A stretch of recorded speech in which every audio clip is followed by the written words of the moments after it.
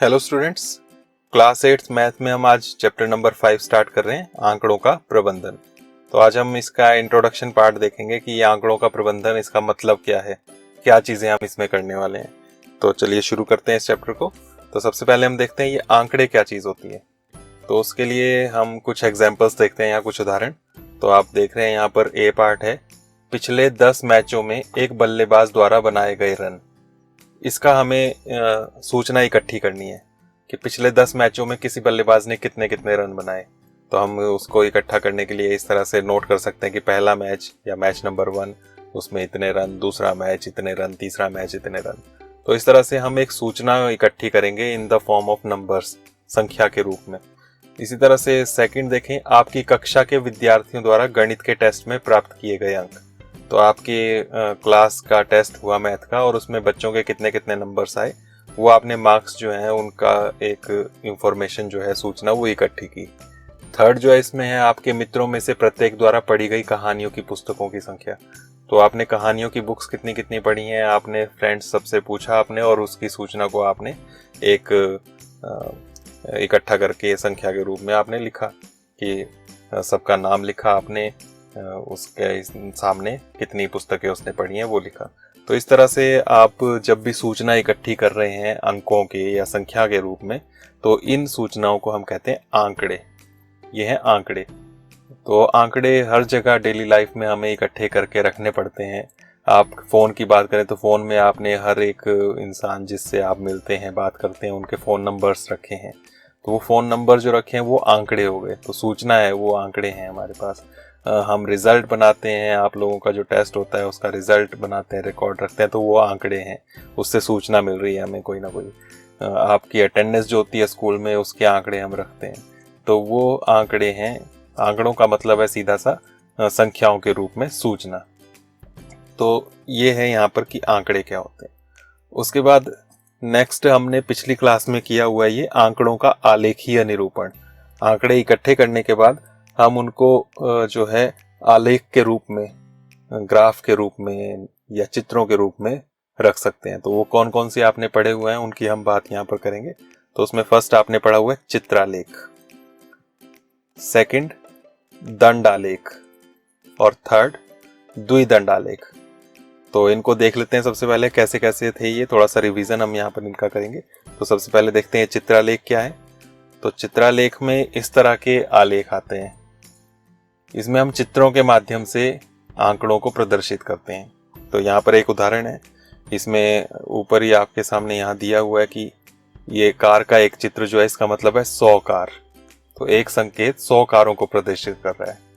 तो यहाँ पर जुलाई में देख सकते हैं आप 1, 2 और ये आधी। तो एक ये 100 के बराबर है, दूसरी 100 के बराबर और तीसरी आधी है। तो इसका मतलब वो 50 के बराबर है। तो इस तरह से ये 250 दिखा रहा है, 250 कारें। और यहाँ पर उत्पादन की बात हो रही है, नीचे क्वेश्चन भी है तो उसमें उत्पादन देख सकते हैं आप। तो कितनी कारें बनी उसके यहाँ पर ये दिया हुआ है। तो यहाँ पर हम बात यही कर सकते हैं कि कितनी कारें किस महीने में बन रही हैं। तो जुलाई की बात करें तो जुलाई में हमारे पास आ रही हैं ये 250 कारें। अगस्त में 100, 200, 300, तो ये 300 कारें आ रही हैं। सितंबर महीने में 100, 200, 300, 400, तो यहाँ पर आ जाएगा 400 कारें। तो 400 कारें बन रही हैं। तो इन्हें हम कहते हैं, ये जो इस तरह का आलेख होता है इसे हम कहते हैं चित्रालेख। तो ये क्लास 6 में आपने किया हुआ है और उसमें क्वेश्चंस इस तरह के थे, जैसे यहाँ पर ये दिया है कि जुलाई महीने में कितनी कारों का उत्पादन हुआ।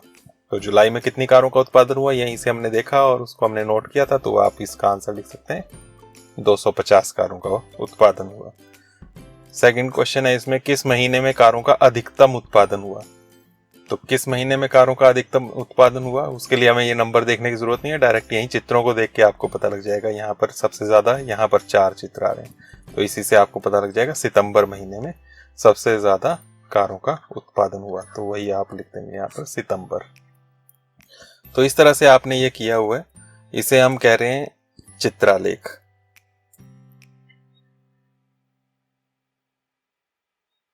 उसके बाद सेकंड है ये दंडालेख। दंडालेख में हमारे पास इस तरह का आलेख आता है, इसमें ये आयत के रूप में इसमें आते हैं चित्र, तो इसे हम दंड आलेख कहते हैं। दंड का मतलब है एक बार, एक डंडे जैसा। तो उस तरह से ये आलेख आते हैं, अलग अलग दूरी पर ये आयत होते हैं। तो इसमें भी हमारे पास सूचना आती है कुछ आंकड़ों की। तो यहाँ पर भी इसको आप आलेख के माध्यम से आंकड़े समझ सकते हैं। यहाँ पर कुछ क्वेश्चंस हैं, उन क्वेश्चंस को देख सकते हैं। तो यहाँ पर फर्स्ट क्वेश्चन जो दिया है उसमें कहा गया है कि इस दंडालेख द्वारा क्या सूचना दी गई है। तो दंडालेख में क्या सूचना दी गई है, तो आप देखें कि ये जो नीचे वाला अक्ष है जिसे हम एक्स अक्ष कहते हैं, इस अक्ष को हम कहते हैं एक्स अक्ष, और ये जो अक्ष है दूसरा ऊपर की तरफ, इसे वाई अक्ष कहते हैं। तो एक्स अक्ष जो है इसमें शैक्षिक वर्ष दिए हैं, वर्ष दिए अलग अलग, 2003 से 2004, 4 से 5, 5 से 6, 6 से 7, 7 से 8, और यहाँ पर दिए कक्षा 8 के विद्यार्थियों की संख्या। तो किसी स्कूल की बात हो सकती है ये कि अलग अलग वर्षों में कितने बच्चे थे कक्षा 8वीं में, तो उसका यहाँ पर ये ग्राफ दिया है। तो इस आलेख में क्या सूचना दी गई है, तो हम लिख सकते हैं इसमें विभिन्न शैक्षिक वर्षों में कक्षा 8 के विद्यार्थियों की संख्या की सूचना दी गई है या संख्या को दर्शाया गया है। सेकंड क्वेश्चन है इसमें किस वर्ष में विद्यार्थियों की संख्या में अधिकतम वृद्धि हुई। तो किस वर्ष में सबसे ज्यादा वृद्धि हुई वो देखनी है। तो सबसे ज्यादा वृद्धि का मतलब है जहां पर सबसे ज्यादा बढ़ा। तो आप देखें यहाँ पर ये इतना था, यहाँ से ये इतना बढ़ गया, उसके बाद यहाँ से ये इतना बढ़ा है, यहाँ से इतना बढ़ा है, यहाँ से इतना बढ़ा है। सबसे ज्यादा कहाँ बढ़ा है, जहां पर सबसे ज्यादा गैप होगा, तो यहाँ पर वो नजर आ रहा है। तो किस वर्ष में सबसे ज्यादा बढ़ा, 2004 से 2005। तो इसका आंसर आप लिख सकते हैं 2004 से 2005। थर्ड है इसमें किस वर्ष में विद्यार्थियों की संख्या अधिकतम है। किस वर्ष में सबसे ज्यादा है संख्या, तो किस वर्ष में सबसे ज्यादा है, जहां सबसे ऊंचा ग्राफ है, तो ये है वो किस वर्ष में, तो यहां पर है ये 2007 से 2008। फोर्थ पार्ट है बताइए कि यह सत्य है या असत्य। तो यहाँ पर ये जो स्टेटमेंट दी है ये सत्य है या असत्य है ये बताना है। इसमें है 2005 से 2006 में विद्यार्थियों की संख्या 2003-04 की संख्या की दुगुनी है। 2005-06 की संख्या 2003-04 की संख्या की दुगुनी है। तो 2005-06 में कितनी थी वो देखनी पड़ेगी, 3-4 में कितनी है वो देखनी पड़ेगी, फिर देखना है दुगुनी है या नहीं, डबल है या नहीं। तो 5-6 में कहाँ है, 5-6 में ये है। 3-4 में कहाँ है, 3-4 में ये है। तो इसको सामने देखना पड़ेगा कितनी है। तो इसकी अगर हम देखें सामने तो 100 है 3 और 4 के बीच, तो यहाँ है संख्या 100। और 5 और 6 2005-06 की यहाँ पर ये आ रही है, इसके सामने ये संख्या देखें कितनी बन रही है, तो वो बन रही है लगभग 250। तो 250 के आसपास आ रही है। तो अब आप देखें दुगनी है कि नहीं, 100 का डबल तो 200 होता है, तो ये 200 तो नहीं है। तो इसका मतलब ये जो यहाँ पर कथन दिया है ये असत्य है। तो इस तरह के क्वेश्चंस आप पिछली क्लास में कर चुके हैं, ये दंडालेख वाले। तो इसे हम कह रहे हैं दंडालेख। उसके बाद नेक्स्ट अगर पॉइंट पर चलें तो नेक्स्ट पॉइंट हमने ये है पढ़ा था द्विदंड आलेख। तो द्विदंड आलेख में इस तरह के आलेख थे, ये भी पिछली क्लास का ही है।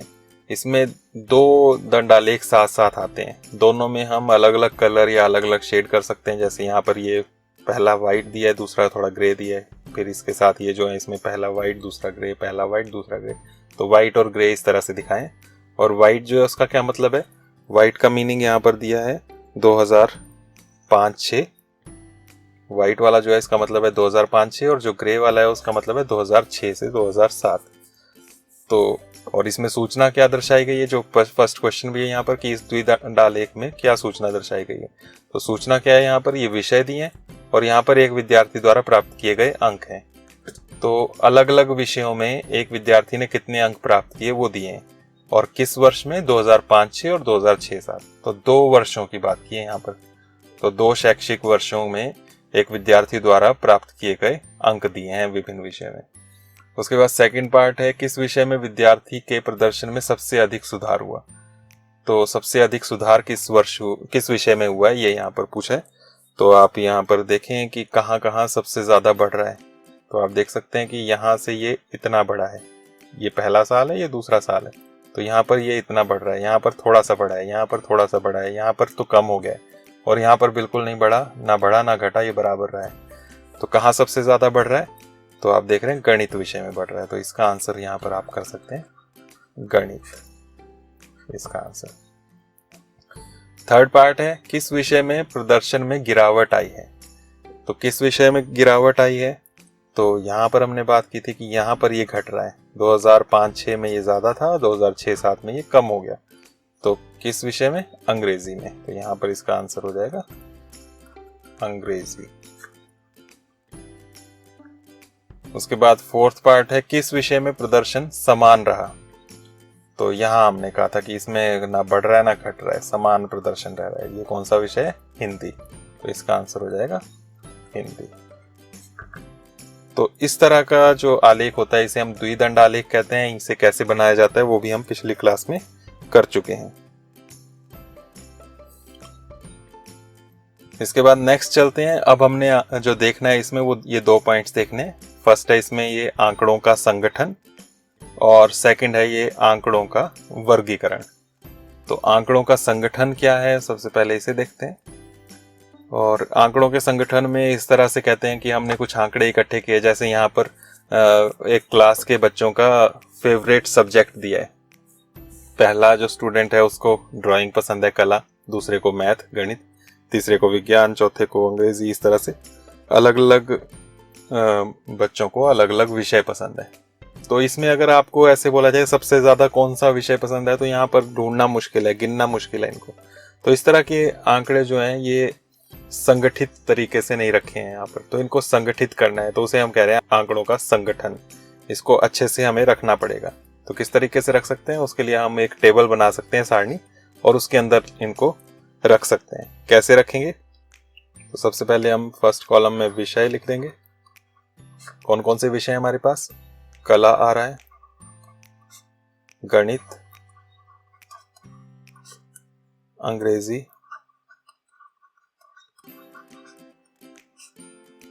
और विज्ञान। तो अलग अलग विषयों के नाम हमने यहाँ पर लिख दिए। अब उसके बाद नेक्स्ट में यहाँ पर हम काउंट करेंगे कि किस विषय के कितने बच्चे हैं जो पसंद करते हैं। तो वो काउंट करने के लिए हम यहाँ पर निशान लगाएंगे जिन्हें हम कहते हैं मिलान चिन्ह। ये भी क्लास 7th में आप कर चुके हैं। तो मिलान चिन्ह कैसे लगाने हैं वो हमने देखना है यहाँ पर। तो सबसे पहले क्या लिखा है यहाँ पर? कला। तो कला के सामने हम एक चिन्ह लगा देंगे। उसके बाद है गणित, गणित के सामने एक चिन्ह लगा देंगे। विज्ञान, विज्ञान के सामने एक लगा देंगे। उसके बाद है अंग्रेजी, अंग्रेजी के सामने एक। गणित, गणित के सामने एक। कला, कला के सामने फिर एक आ गया। अंग्रेजी, फिर अंग्रेजी के सामने आ गया। उसके बाद फिर गणित है यहाँ पर, अंग्रेजी ये आ गया, कला यहाँ पर हो गया, विज्ञान यहाँ टिक लगाएंगे, कला यहाँ पर ये टैली लगाई। फिर उसके बाद है विज्ञान यहाँ पर, फिर विज्ञान है, फिर से विज्ञान के सामने हम एक और मिलान चिन्ह लगाएंगे। फिर आ गया गणित, ये इस तरह से। फिर आया है कला। अब आप देख सकते हैं कला में यहाँ पर 4 चिन्ह पहले लग चुके हैं। तो जब 4 के बाद 5वां आए तो उसको हम इस तरह से क्रॉस लगाते हैं। इससे हमें ये पता लग जाएगा ये 5 का बंडल है, गिनना इजी हो जाएगा। तो कला के लिए 5वां हमने इस तरह से लगा दिया। नेक्स्ट अंग्रेजी, तो अंग्रेजी का ये आ गया, कला, फिर कला आया तो फिर हमने नेक्स्ट लगाया। फिर विज्ञान, विज्ञान में 4 हो चुके हैं तो यहाँ 5वां हमने इस तरह से लगा देना। गणित, गणित में 4 हो चुके हैं, ये इस तरह से लगा दिया। विज्ञान, विज्ञान के लिए ये आ गया। फिर उसके बाद फिर कला, तो कला के लिए ये आ गया। तो अब हम देख सकते हैं विद्यार्थियों की संख्या कितनी आई। तो उसे हम यहाँ पर लिख सकते हैं विद्यार्थियों की संख्या।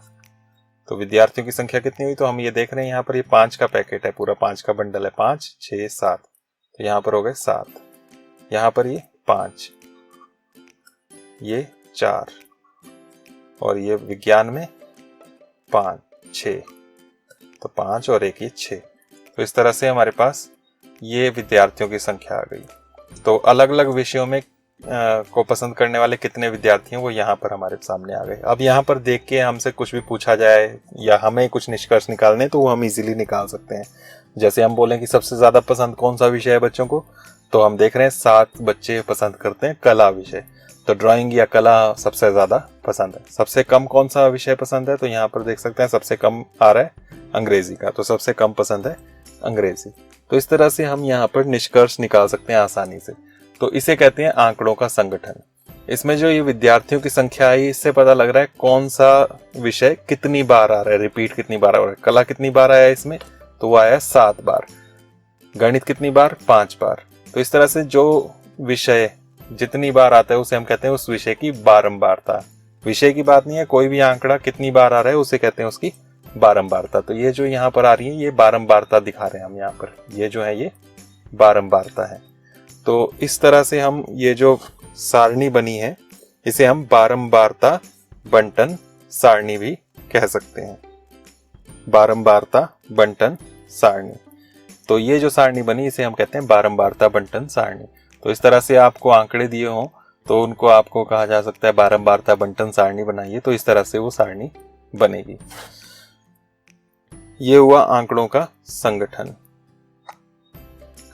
उसके बाद चलते हैं आंकड़ों का वर्गीकरण कैसे करते हैं वो। तो आंकड़ों के वर्गीकरण की जरूरत पड़ती है जब हमारे पास आंकड़े बहुत ज्यादा हो जाएं, जैसे यहाँ पर ज्यादा है। अभी पिछला जो देखा उसमें विषय सिर्फ 4 या 5 थे और उसमें जो संख्या आ रही थी उनकी वो भी ज्यादा नहीं आ रही थी, लेकिन यहाँ पर जो है बहुत ज्यादा संख्या में ये नंबर हैं और इनको अब संगठित करना है। तो इनके लिए हमें जो है अलग अलग नंबरों को अलग अलग जगह रखें, अलग अलग बॉक्स में रखें उस सारणी में, तो बहुत लंबी सारणी बन जाएगी और उससे फिर उसको समझना मुश्किल रहेगा। तो इस तरह का जब आता है तो हम इसमें आंकड़ों का वर्गीकरण करते हैं। तो वो कैसे करते हैं उसको हम देखें। तो सबसे पहले तो ये समझ लेते हैं ये क्या है, किस बारे में ये आंकड़े। तो ये आंकड़े हैं एक टेस्ट के मार्क्स के। तो अलग अलग बच्चों के टेस्ट में जो मार्क्स आए 50 में से वो यहाँ पर दिए हुए हैं एक सब्जेक्ट के। अब यहाँ पर इसको वर्गीकरण करना है इन आंकड़ों को, तो कैसे कर सकते हैं। तो उसके लिए हम फिर से टेबल बनाएंगे और टेबल में हम सबसे पहले जो फर्स्ट कॉलम है इसमें हम लिख देंगे अंक। तो सबसे पहले अंक लिखेंगे यहाँ पर, ये आ गए अंक। लेकिन अंक हम जो यहाँ पर लिखेंगे वो 1 2 3 4 ऐसे नहीं लिखेंगे क्योंकि 50 में से है तो उसके लिए तो 50 चाहिए। तो हम यहाँ पर इसको वर्गों में बांटेंगे, ग्रुप्स में बांटेंगे। तो हम लिखेंगे इस तरह से 0 से 10। 0 से 10 के बीच जो होंगे उसके लिए हम यहाँ लगाएंगे। फिर उसके बाद 10 से 20, 20 से 30, 30 से 40 और 40 से 50। तो इस तरह से हम इसको करेंगे। तो इसे हम कहते हैं वर्गीकरण। ये वर्ग बना दिए हमने, ग्रुप्स बना लिए और बीच में फिर से वैसे ही मिलान चिन्ह लगाएंगे, मिलान चिन्ह। तो मिलान चिन्ह किस तरह से लगाने हैं अब वो यहाँ पर समझने की जरूरत है कि 0 से 10 का जो भी बीच का नंबर आएगा उसके लिए हम यहाँ पर लगाएंगे। 10 से 20 के बीच का यहाँ पर, 20 से 30 के बीच के लिए यहाँ पर, 30 से 40 के बीच यहाँ पर, 40 से 50 के बीच कोई नंबर है तो उसके लिए मिलान चिन्ह यहाँ पर लगेगा। लेकिन अब यहाँ पर देखें तो 10 जो है 2 जगह आ रहा है। अगर 10 यहाँ पर बीच में कहीं आया जैसे ये नजर आ रहा है तो इसके लिए कहाँ पर लगाएंगे, यहाँ लगाएं या यहाँ लगाएं, क्योंकि 2 जगह आ रहा है। तो इसके लिए हमने ये ध्यान रखना होता है कि 0 से 10 में नहीं लगाएंगे, 10 से 20 में लगाएंगे। इसी तरह से जब 20 मिलेगा आपको तो 20 कहाँ लगेगा, तो 10 से 20 वाले में नहीं, उससे बड़ा वाला जो है 20 से 30 वाला उसमें लगेगा। तो 2 जगह जब नजर आए तो आपने ऊपर वाले बॉक्स में नहीं नीचे वाले में लगाना है। तो ये आपने ध्यान रखना है। तो अब इसको करके देखते हैं। यहाँ पर है सबसे पहले 21 21, तो वो कहाँ पर होगा 20 से 30 के बीच, यहाँ मिलान चिन्ह लग जाएगा। उसके बाद है 10, 10 आ जाएगा, यहाँ भी नजर आ रहा है और यहाँ भी 2 जगह, तो अब नीचे वाले में लगाना है। 30, 30 फिर 2 जगह नजर आ रहा है तो नीचे वाले में लगाना है। उसके बाद 22, 22 20 और 30 के बीच में, 33 33 30 और 40 के बीच, 5 0 और 10 के बीच, 37 यहाँ 30 और 40 के बीच।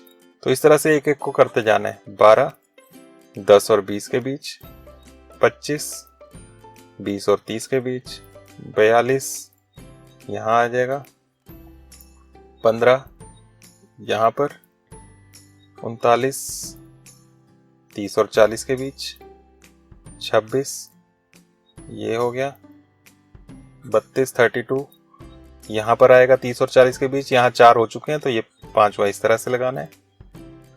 18, ये हो गया 27, यहाँ पर 20 और 30 के बीच, ये भी इस तरह से तिरछा क्रॉस करके 28, यहीं पर 19, यहाँ पर आएगा 10 और 20 के बीच, यहाँ भी 4 हो चुके हैं, 5वां इस तरह से 29, यहाँ पर हो गया। फिर 35, 30 और 40 के बीच 31, फिर 30 और 40 के बीच 24, 20 और 30 के बीच 36, 30 और 40 के बीच 18, 10 और 20 के बीच 20 फिर 2 जगह है तो नीचे वाले में लगाएंगे। 38, 30 और 40 के बीच आ जाएगा। 22, 20 और 30 के बीच आएगा, यहाँ पर फिर 4 हो चुके हैं, 5वां लगाएंगे इस तरह से। 44, यहाँ पर 16, यहाँ पर 24, इस तरह से आप ऊपर निशान भी लगाते जाएं ताकि पता रहे कि कौन सा कर रहे हैं। 24 यहाँ पर आ जाएगा 20, 30 के बीच। 10 फिर 2 जगह हैं तो आपने नीचे वाले में रखना है। 27 यहाँ पर, 39 यहाँ पर, फिर 5वां आ गया ये। 28 यहाँ पर हो गया। 49 यहाँ आ गया। 29 यहाँ आ गया। 32 यहाँ पर। 23 तो 20 और 30 के बीच यहाँ फिर से ये क्रॉस करके लगेगा। 31 ये 21 यहाँ पर। 34 यहाँ पर। 22 यहाँ। 23 फिर यहाँ। 36 30 40 के बीच। 24 20 30 के बीच। उसके बाद 36 30 40 यहाँ फिर क्रॉस करेंगे इसको। 33 फिर यहाँ। 47 यहाँ पर। 48 ये भी 40 50 के बीच क्रॉस करके। फिर 50 तो 50 के लिए हम एक और लेंगे यहाँ पर नीचे, क्योंकि 50 जो है इसमें नहीं आ सकता, वो नेक्स्ट वाले में जाएगा। तो 50 to 60 50 से 60 वाला एक और बना लेंगे तो ये 50 जो है वो यहाँ पर आएगा। फिर उसके बाद 39 वो यहाँ पर आ जाएगा 30 और 40 के बीच। 20 जो है यहाँ पर 2 जगह नजर आ रहा है तो नीचे वाले में आएगा, इसमें ये क्रॉस करके आ जाएगा। 7 0 और 10 के बीच आएगा। 16 10 और 20 के बीच आ जाएगा। 36 ये 30 40 के बीच होगा। 45 ये यहाँ पर आ गया। 47 ये भी यहाँ पर आ जाएगा। 30 फिर से ये 2 जगह है, नीचे वाले में लिखना है हमने। इसके बाद 22 तो ये 20 और 30 के बीच हो गया। और 17 ये आ गया यहाँ पर 10 20 के बीच, ये भी ऐसे क्रॉस हो गया। तो इस तरह से आ गया हमारे पास। तो यहाँ पर अब हम विद्यार्थियों की संख्या लिखेंगे। तो विद्यार्थियों की संख्या लिखने की जरूरत नहीं है, आप समझ चुके हैं कि उसे हम बारंबारता कहते हैं। तो बारंबारता ही लिख सकते हैं सभी क्वेश्चंस में। और ये जो अंक लिखा है यहाँ अंक भी लिखने की जरूरत नहीं, यहाँ पर आप लिख सकते हैं वर्ग अंतराल। वर्ग अंतराल, ये जो वर्ग हैं इन्हें हम वर्ग अंतराल कहते हैं, इतने से इतने तक, यहाँ से यहाँ तक। तो कितने हुए अब वो देखना है। तो यहाँ पर आए ये 2, यहाँ पर लिख देंगे 2। यहाँ पर हुए 5 और 5 10। यहाँ पर 5 10 15 और 20 और 1 21। यहाँ 5 10 15 और 4 ये 19। यहाँ पर 5 और 2 ये 7 और यहाँ पर ये 1। तो इस तरह से यहाँ भी हमने बारंबारता बंटन सारणी बना दी, लेकिन यहाँ वर्ग अंतराल का इस्तेमाल किया, इसलिए हम इसे कहेंगे आंकड़ों का वर्गीकरण। तो इस तरह से आंकड़ों का वर्गीकरण किया जाता है। तो अभी हमने यहाँ पर आंकड़ों का संगठन और आंकड़ों का वर्गीकरण देखा। संगठन हम पिछली क्लास में भी कर चुके हैं। यहाँ पर वर्गीकरण हमने जो सीखा इसी के क्वेश्चंस आएंगे, तो आपने उन क्वेश्चंस को करने की कोशिश करनी है। जो आपकी फर्स्ट एक्सरसाइज है इस चैप्टर की, उसमें आंकड़ों का वर्गीकरण करना है, बारंबारता बनानी है वर्ग अंतरालों के रूप में लिखकर। तो उसको आप करें और आज के लिए इतना ही, और थैंक यू। नेक्स्ट वीडियो में हम इसकी एक्सरसाइज जो है 5.1 इसको हम पूरा करेंगे। Thank you.